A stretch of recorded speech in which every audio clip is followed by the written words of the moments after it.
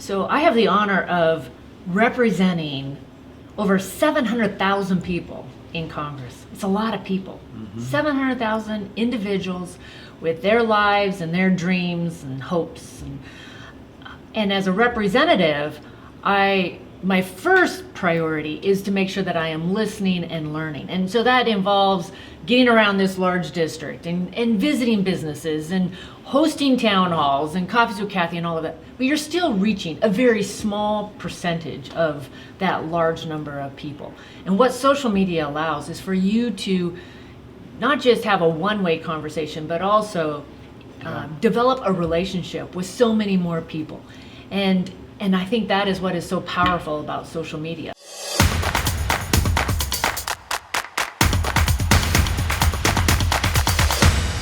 Okay, well, welcome back to the Ben and Sway Show. Russ Vaughan here with our next guest, Cathy McMorris Rodgers, who represents the 5th District in Congress in Washington, D.C.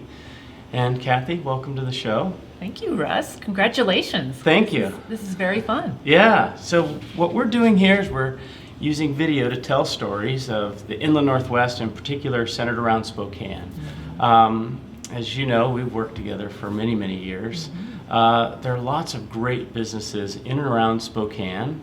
Some have been here a long time, and some are new and fledgling, and there's a lot of cool things going on. So and true. you get a unique opportunity to travel around, visit not only people, but organizations, new and old, and see what's going on throughout this region. And I thought about it on the way in today. Maybe get a little bit to introduce yourself in your own terms, and then let's talk a little bit about the 5th District. Like, where is that? I'm sure most people don't know entirely where that is. So why don't you introduce yourself a little bit and go from there. Well, my roots are in northeastern Washington. My family owned an orchard and fruit stand in Kettle Falls. Proud to be 5th generation in the Pacific Northwest. Both sides of my family came out to the Pacific Northwest in search of a better life. And we continue to search for that better life. I am reminded of it every day. And you ask about the 5th Congressional District. There are 10 congressional districts in Washington State. Mine borders Idaho from the Canadian border down to the Oregon border. So it is 10 counties along the eastern portion of Washington State. And so I have the northern area that is very timber dependent, Colville, Kettle Falls, Newport, Republic, largely driven. That economy is largely driven by the Colville National Forest and what happens on the National Forest. And then I have Spokane. City of Spokane is the 2nd largest city in Washington State. We're seeing tremendous job growth, 8,700 new jobs last year, and we're on pace to beat that this year. And you look at unemployment, it's the lowest in decades. There's just good things happening. And then down in the southern part of my district is the Palouse, Washington State University, and then the wheat land. We have some of the most productive wheat producing counties in the country. Most people would think of Kansas or Nebraska, but it's Whitman County and Columbia County. Those are wheat producing counties. And then down to Walla Walla, the Napa Valley of the North with the growing wine region. So it's a great district to represent.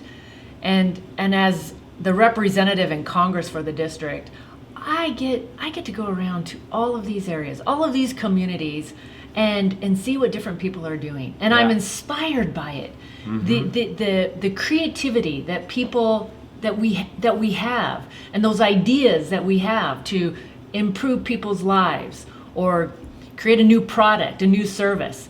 I see it every day. I was out last week visiting some companies here in Spokane. Tech companies, State Alfred that is now, started right here, that has now gone national, international, H Source that is an up-and-coming tech company related to medical supplies and streamlining and making that more efficient. But it is every day that I am introduced to these ideas that people have, and I'm reminded of the entrepreneurial spirit that is part of America, and the importance of keeping that going, the importance of people being able to do something with those ideas. I think that's great. I think the one thing that your district has is it's very rural and urban, but it's got a synchronicity to it. Whereas I think as a country, we've got a huge urban-rural divide. But talk a little bit about what you see when you're traveling around to these little towns like Colville and Pullman and Walla Walla. Then you have Spokane, which is the second largest city. And when you talk about Spokane, you can't leave out Coeur d'Alene and North Idaho. And it's really become quite an economic region as far as an urban area. Talk about in your interpretation of how important is the rural economy to the urban economy of Spokane and vice versa to the companies of the rural communities. How important is Spokane, and does it play a role in their success? Sure. And to your point, I am encouraged that Spokane recognizes that it is the hub for a much larger region. That we recognize this is the inland Northwest, and it is more than Spokane.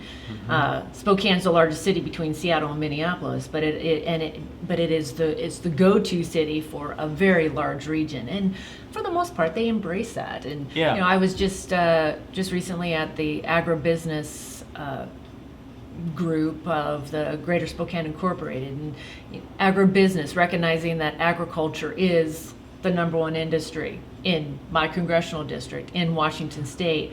And this is in Spokane, our Chamber of Commerce, Greater Spokane Incorporated, recognizing that what happens in agriculture and in the natural resources is very important to this region. So I do think that there is a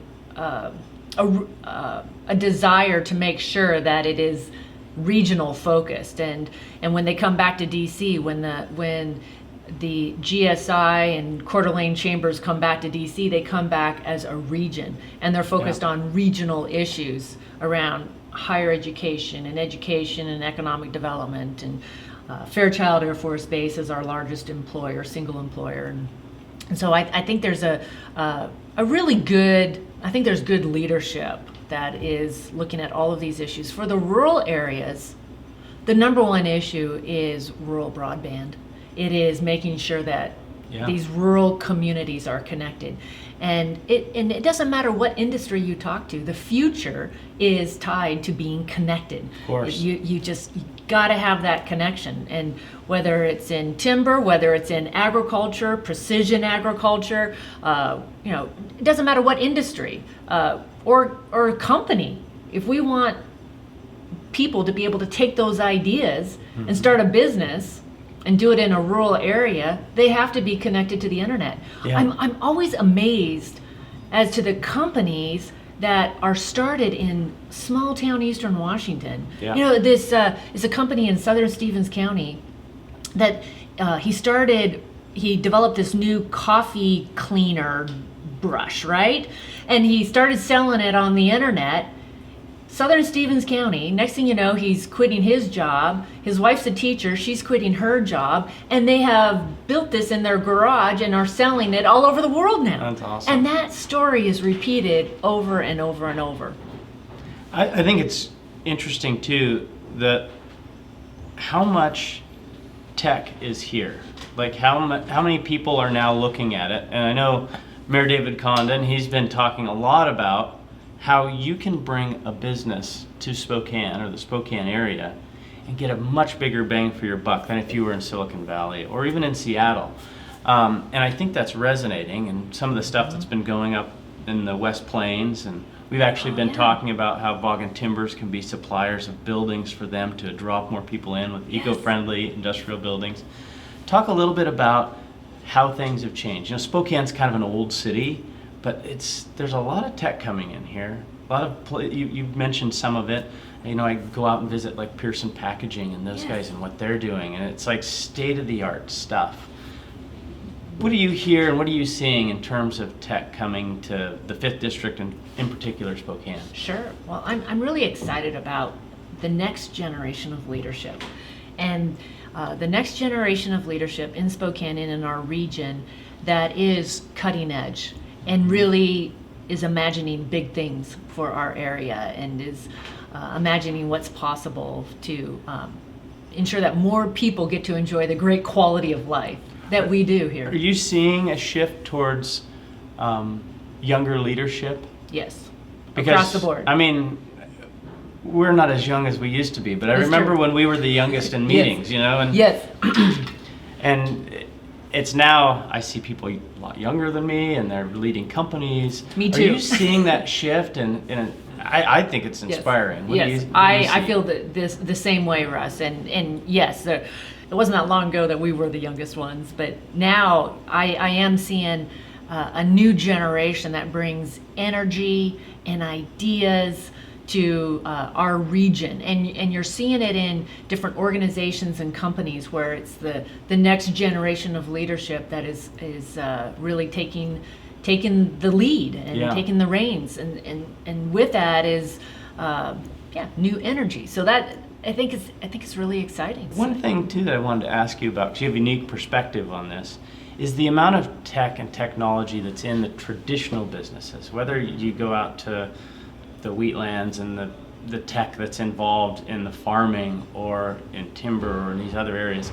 Talk a little bit about, you know, the people that are in Seattle and hear about tech companies, but how big and broad is the adoption of high technology in these other fields? Like, are people making leaps and bounds in terms of their growth and doing it with technology? Yes, leaps and bounds. Yeah. Technology is transforming every part of our lives and every business, every industry across the board. I hosted the Internet Association not too long ago. Now, the Internet Association in Spokane, the Internet Association is made up of the largest tech companies. So these were representatives of Google and Facebook and Yelp and Zillow, and mostly Silicon Valley based or Seattle based, that came to Spokane for a day. And we did what was called an internet crawl. But we were going from business to business, small businesses. We went to Uncle's, we went to 7-2, we went to the bakery, and we just went from business to business to see and to ask them, so how is the internet transforming your business? And it was incredible to hear the stories of how they're reaching customers, they're growing their markets, they're able to do more. And also these companies, so the representatives from these large tech companies, most of them had not been to Spokane. This was their first time to Spokane, and they were really impressed. They were impressed with our quality of life. They were impressed with the friendliness of the people, just at the I hear that a hotel. lot, too. Yes, they were impressed that we didn't have the traffic that they encounter in a lot of other large urban centers, where you could work and then go to the mountains or the rivers or go skiing in the winter within minutes. Yeah. Right. I think that's where a lot of the growth is going to come from, are people that value quality of life, value a good work source, and want to mix that together to make things happen here. I think Spokane is unique. I've had the opportunity to travel all over the world, and I was actually having this conversation on Lake Roosevelt this weekend with somebody about how when you grow up here, you go, oh, there's this big world out there. We got to go see it. We got to go out there. There's someplace better. And I think now, with our ability to travel, ability to use technology, and be based in a place like Spokane or Colville or Sandpoint or somewhere around here that has those great attributes, but within an hour you can be on a plane to Europe or someplace else, and it's pretty amazing. And we're seeing people, I think, value that, and you're starting to see some companies move off the coast, away from that hustle and bustle and the heavy traffic and the stuff that, quite frankly, sucks the life out of you if you're in traffic for that much. It is. And you know how it is when you're in DC, there's a lot going on, and it just drives you to pieces at times. And I think that's where a place like this really sets itself apart. And I'm pretty excited about the companies that are now that are coming to the West Plains. You've got Amazon that's here. Yeah. You've got Mullen Technologies announced they're going to bring their battery factory and possibly their two-seat sports car production line to Spokane. Yeah. There's a whole bunch more that are talking about it, and I think it's a lot of what we've known for a long time that's now kind of catching on. And I think the new jobs numbers, it doesn't surprise me to hear that we've been putting on new jobs and really good jobs as well. That's exciting. One of the things that we do here at Bend and Sway that I thought would be interesting, you were an early adopter of social media from a political standpoint, just sharing stories that are out there. Let's talk a little bit about the power of social media and how it allows you to tell your stories and then also get information on people when they're coming to visit that you may not know. Yes. Like how does that work in your world? Yes. So I have the honor of representing over 700,000 people in Congress. It's a lot of people. 700,000 individuals with their lives and their dreams and hopes. And as a representative, my first priority is to make sure that I am listening and learning. And so that involves getting around this large district and visiting businesses and hosting town halls and coffees with Cathy and all of that. But you're still reaching a very small percentage of that large number of people. And what social media allows is for you to not just have a one-way conversation, but also develop a relationship with so many more people. And I think that is what is so powerful about social media. And right now, I'm leading, I have a pilot project going on in Congress. Right now, I'm in the middle of this 6-month pilot project for a whole new constituent management system where in the future, when people contact me as their representative or anyone on Capitol Hill, they will have a much quicker response and access to much more information because unfortunately, Congress is using an outdated system. I was first elected to Congress in 2004, and the base technology that we use was developed in the late 90s, and it hasn't changed. Right. And the rest of the world has changed. And so if you email your member of Congress right now, no matter where you are in America, the average turnaround is 21 days. That's not acceptable. No. You might as well not get a response. Yeah. And part of it is because the technology that we're using, my staff has calculated it takes 25 clicks minimum. So they're sitting there, they have to, just the way it's all set up, right? So we're piloting a new system. Now, in Congress, it always takes a lot longer, right? I've been working on this really since I got elected to Congress. I've been wanting to do it. I had the idea. The last 2.5 years, I've been on a mission, and it's taken us a year to find someone to help us with the technology, and then a year and a half to get Congress to say yes to a pilot. But we're going to do it. And in the future, when you contact Cathy and you want to know, well, why did you vote on this way on this bill? It will just automatically populate when you go to my website, and just that's the latest thing that I'm working on.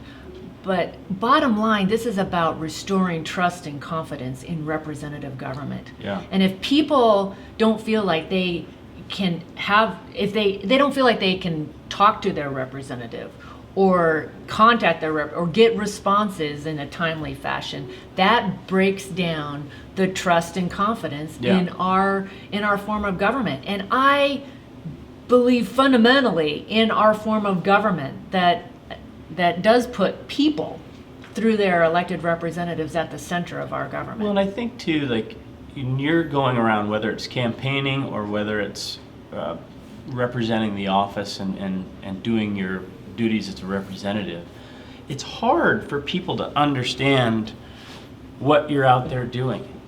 If they see you at an event, go to coffee or whatever, they see that. Yes. But with social media, you're able to share still images and a story. You're able to share video and other things. And I think that and you were early on the adoption of that. And I think that is very powerful because you get people that have other interests, whether it's another candidate or maybe they don't believe in what you believe in, that want to say things. And I think what it does is if if it's just your word against theirs, then somebody just gets to pick a side, right?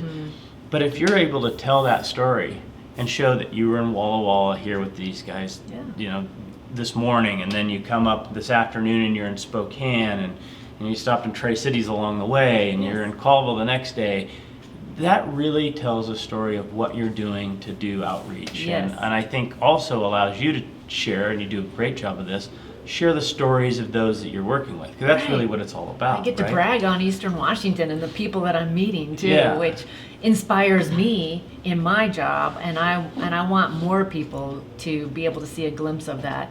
But you're right, it does allow people to have a clearer sense day by day, just the variety of the people and the activities that I'm involved in, and that makes it really a powerful tool. Yeah, I think it's a wonderful thing if we use it the right way. And I think that when we use it the right way, it can get the message to the people that we need to get the message in front of, and that's the key part of it.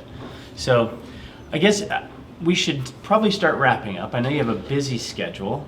How can people follow you and get a hold of you? You know, you talked about the 21-day email turnaround, but other than that, how might people that are seeing this going, man, I want to know more about what Cathy's doing, or where I can run into her at an event? What's the best way for her or that person to follow you?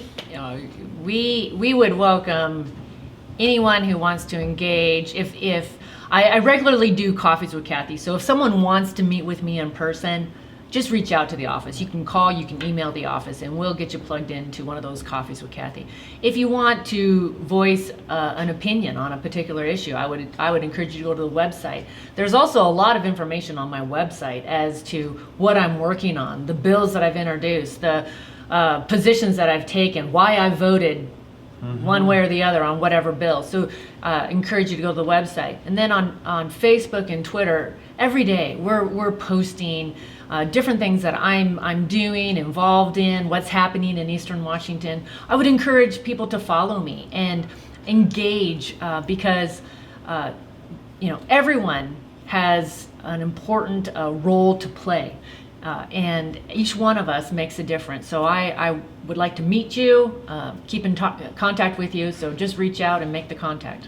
And I just say, you've seen me in DC a number of times, and I'm very involved. And for me, the most important part isn't the letter next to a person's name as to what party they represent, but how engaged they are and how gainfully they listen when you're talking to them about subjects. And I'd just like to say thank you to you, because you are one of the most engaged members in Congress. And I say that as somebody who supports you, but also I get out there and I get to meet a lot of people. And I've met some very impressive Democrats that do the same thing, and I love going and talking to them, because that all melts away when you start having a real conversation. Yes. But there are those out there that have those very partisan discussions, whether it's publicly or privately, and it doesn't move as well. So I just like to say that. So if somebody is in DC, I would recommend that they go visit your office, and that you guys take really good care of people that are constituents of the 5th District when they visit. Absolutely. In DC, it's a busy place, but it's an amazing place at the same time, steeped in history, and it's a great place to visit. We have twice the number of people coming through my office this year than we did last Congress. Wow. And last Congress we had twice as many as the Congress before. So there are a lot of people coming, and I would encourage people to do it. To your point, there's a lot of history. And you're inspired by that too, and you're reminded what it means to be an American and what is unique about our country and our form of government. But I also, Russ, want to just say thanks, appreciate your friendship, really admire your leadership for our region. You're carrying on a family business, but you're also helping start the CLT plant in Colville, cross-laminated timber, and we're on the forefront of this new building material that is really going to be part of the solution moving forward. And I view it as, again, this is an idea, this is cutting edge building material, timber-based. It's a rural job solution. It's a climate solution. And it's a building solution, right? It's a That's forest solution, everything forest health people solution. talk Yes. about that's clean tech. You know, Yes. and I didn't draw that together, but it was actually the Canadian consulate. I had a meeting with him and Mayor Condon, and he says, you know, before being the consulate to the Canadian consulate in Seattle, I was in the Bay Area, and I was in Silicon Valley for a long time. And CLT is absolutely clean tech. And I thought about that, and I'm like, wow, how awesome is that we Yes. can bridge that together Yes. and take a traditional building material, apply technology, and do things that people have never seen before. in a And you're new, helping exciting lead way. the country right here from Eastern Washington, Yeah. which is really exciting. And we're happy to do it. So Cathy, thanks for coming on. We enjoyed the time and look forward to more visits in the future. Thanks for having me. It was great.